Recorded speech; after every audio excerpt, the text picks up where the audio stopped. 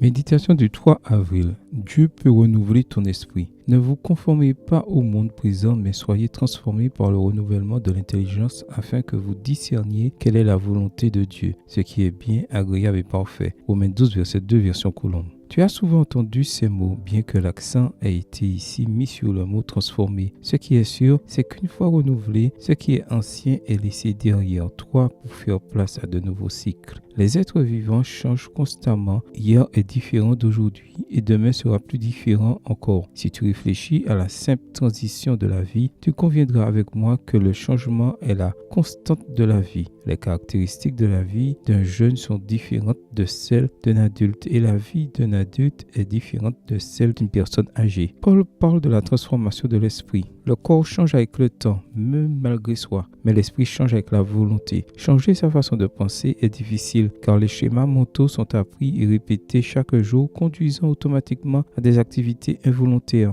Les habitudes sont alors si ancrées que les changer semble être impossible. Mais avec Dieu, tout est possible. Ce que la génération de nouveaux comportements chez les patients prend au centre de santé mentale en termes de temps et de méthodes bien planifiées. Dieu l'accomplit patiemment dans la vie de ceux qui acceptent Jésus comme leur sauveur. Son esprit opère de profonds changements dans l'esprit. L'ivrogne devient sobre. Le toxicomane abandonne sa dépendance. L'adultère retrouve ses valeurs et le charnel devient spirituel. Qui accomplit cela? Qui est capable de guérir l'esprit, de le renouveler et de le transformer? Le Saint-Esprit seul. Quand Dieu commence-t-il à renouveler l'esprit de l'être humain? Dès sa naissance, il attend patiemment que la volonté de l'homme l'accepte pour commencer son travail de transformation. Un esprit dominé par le péché ne peut et ne veut être transformé. Il ne le sait ni le désire, mais un esprit sur lequel Dieu travaille est enclin aux choses spirituelles. Il les cherche, les désire et, habilité par le Saint-Esprit, il continue à se renouveler jusqu'à la perfection. C'est pourquoi l'apôtre Paul, un homme transformé par Dieu, t'exhorte à mettre toute l'énergie de ton esprit dans le renouvellement d'une vie consacrée à Dieu. Chaque matin, en le cherchant par l'étude de sa parole, tu es renouvelé et transformé par sa grâce. Amen. Bonne journée à vous et que le Seigneur vous bénisse.